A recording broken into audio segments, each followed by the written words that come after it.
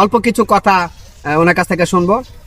রব্বানী ভাই, আপনার অল্প করে কিছু কথা বলেন, আপনার দর্শকের উদ্দেশ্যে কিছু বলেন। দর্শকরা আসসালামু আলাইকুম। আমি খুব অসহায় মানুষ, আমাকে আমাকে যে জানতে পারেন কিছু সহযোগিতা করে। উনি আমার পেটটা অপারেশন, বাউ পাড়া ভাঙা, একবার হার্ট স্ট্রোক করতে, বেলি স্ট্রোক করে পড়ে গেছে প্যারালাইজ। আমি খুব অসহায়, আমার ঘর নাই, দর নাই, কারেন্ট নাই, আমি অন্ধকারে থাকি, মোম জ্বালায় দুইটা বড়ি খাই। আমার আপনাদের কাছে এই দাবি, আমাকে যে জানতে পারেন আমি কিছু সহযোগিতা করবেন। আমরা এখন রব্বানী সাহেবের যে ওয়াইফ আছে ওনার কাছ থেকেও কিছু জানবো। আপনি আপনার বক্তব্যটা আসলে অত্যন্ত খুব খারাপ লাগছে বিষয়টা দেখে, ওনার ওয়াইফ পিছন থেকে কান্নাকাটি করছে।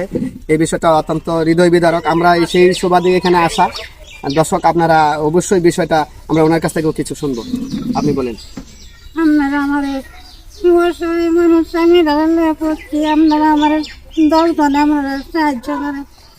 আমার কোনো পথ নাই, আমি পথের ভিতরে, আমার একটা তাহার জায়গা নাই, আমার একটা ঘর নাই, আমি কম্বলটা থাকতেছি ঘরে।